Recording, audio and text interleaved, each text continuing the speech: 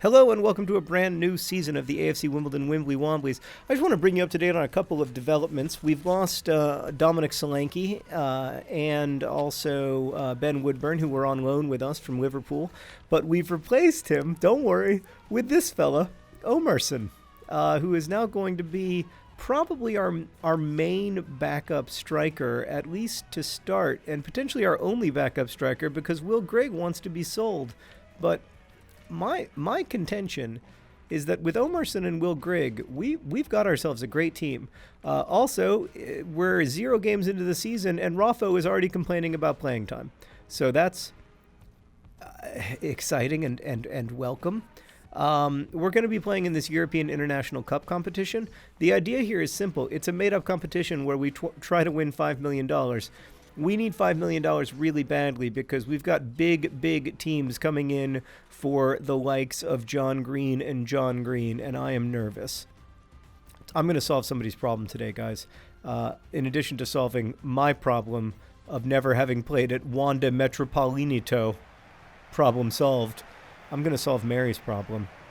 I like the way Mary spells Mary's name. It's like Merry Christmas. I've always preferred that spelling, but I feel bad because I know most people don't use that spelling. But I had a friend in middle school who used that spelling, and I've always been partial to it. Mary's problem is as follows. I have a friend, a coworker, who is consistently calling in sick to work. Then later, I find them posting Instagram stories of themselves at concerts when they should have been at home sick. I rely on this person to help me on different projects throughout the year. I don't want to go to my boss and rat them out. How do I politely tell them about their behavior? So, I mean, I have a somewhat unusual perspective on this, Mary, and I suspect that maybe my perspective is going to be unpopular. If there's somebody at your office who's not working and your boss doesn't know about it, it might be because your boss depends upon people like you to let them know when people aren't working. And I know it's uncomfortable. I know it's awkward. I also don't know the specific rules of your company. Like, is this really, are they taking sick days or are they taking like PTO days because it all goes into the same bucket?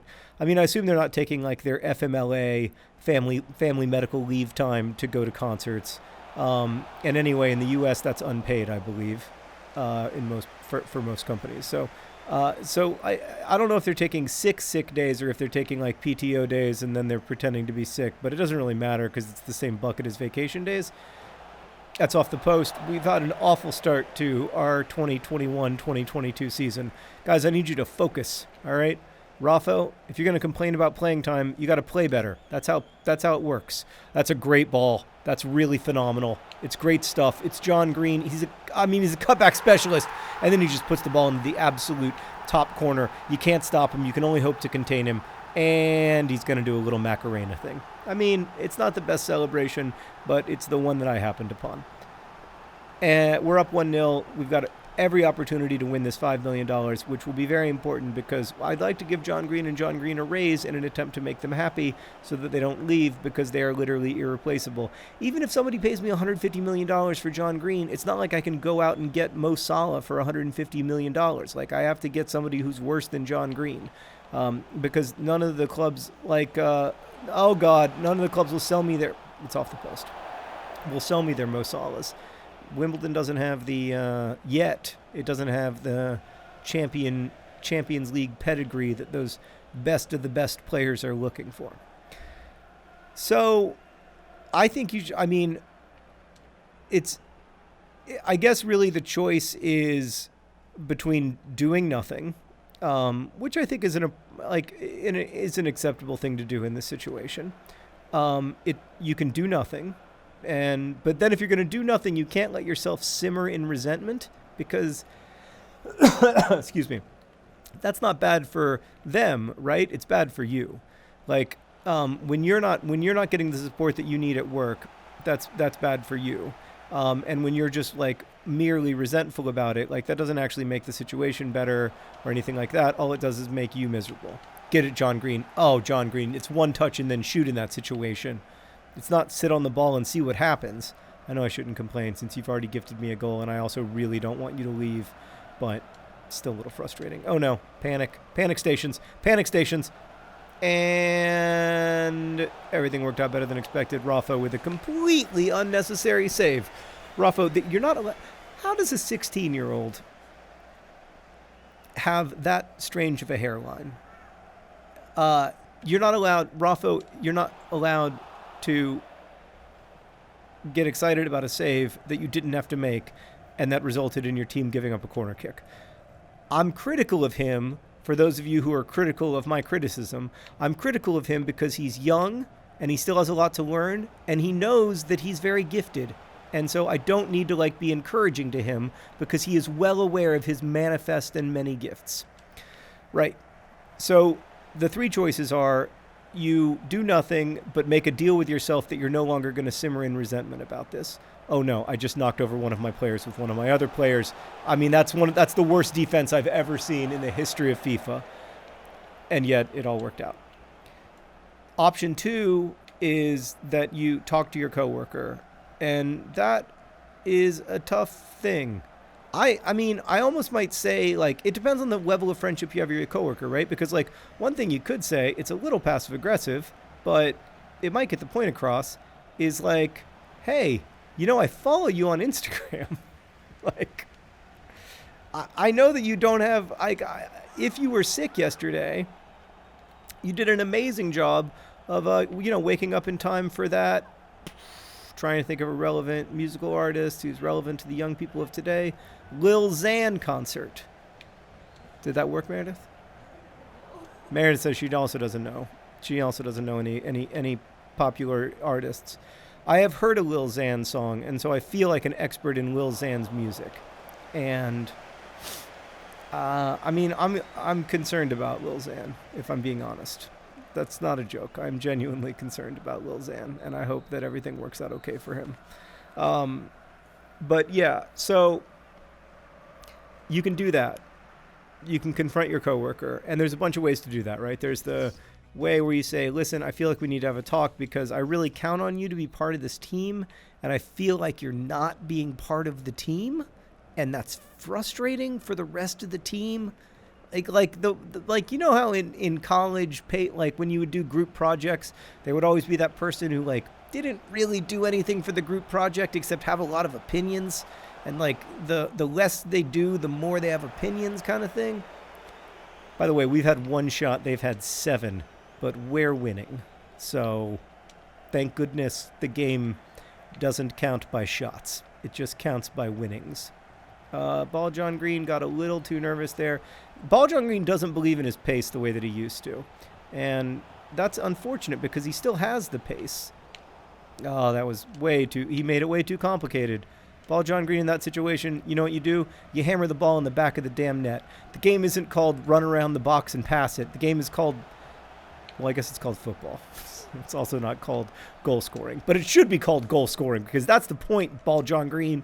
So you can confront your coworker, which you can do in a number of ways, passively, aggressively. I recommend just doing it in a semi-casual way, where you're semi-casually hey, we're really counting on you to be part of this project, and it's frustrating to see your Instagram story on days when you're supposed to be sick.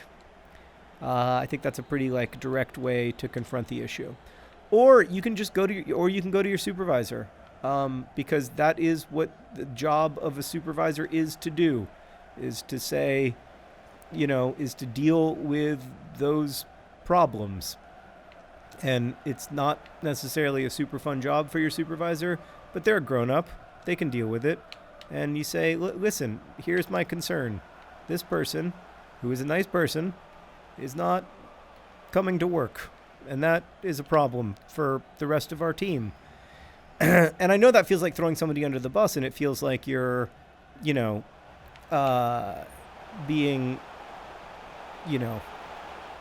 great job, Raffo. Great job, Raffo. I know it feels like you're being a jerk, but you're not being a jerk. You're standing up for yourself. Now, I think if you go in and say, I hate this person and you need to fire them, that's being a jerk.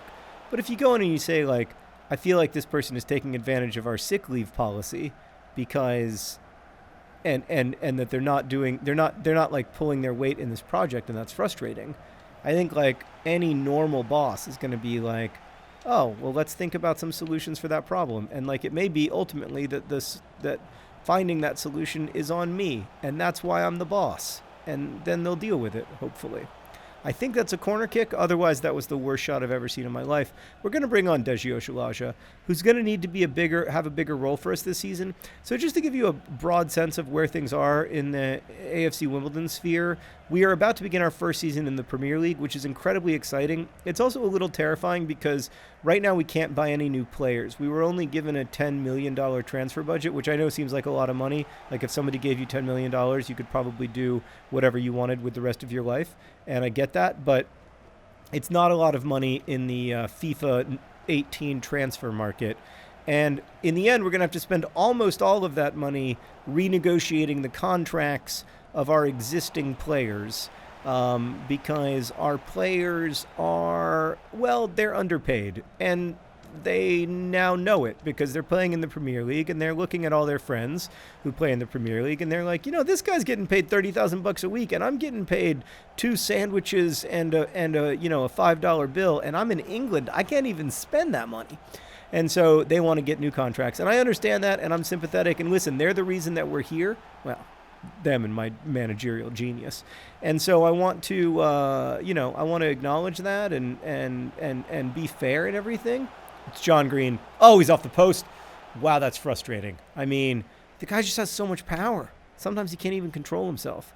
I really like that that he got himself into that situation, but it would have been a wonderful moment to put the game away, and instead now we're stuck defending again, which, as everybody knows, is not our specialty. So are they going to have a last-second goal? It's looking like no. I'm going to make a third substitution just to slow things down a little bit. Also, oh, wow, we have very few substitutes on the bench for this game. You know what? Let's give Omarsson his... Boy, it's just not a great photograph. We're going to give him his first game. We're going to give him an opportunity to come into the game, just get his feet wet, feel a little bit, what is it like to play for AFC Wimbledon? This is a guy who's coming from, I believe, Iceland, and this is a big opportunity for him. He's playing for a club that's miles and miles ahead of what he's used to, and I'm excited for him. I'm a big believer in Icelandic players. Those of you who followed me for a while will know this. I believe in Iceland, and so I'm excited for him. He didn't get to touch the ball yet, but he's celebrating anyway, which is nice to see. Mr. Managerinho happy with the victory. It doesn't ultimately matter, but we could use the $5 million. And I wish you luck with your not sick employee, Mary. Thanks for watching. Best wishes.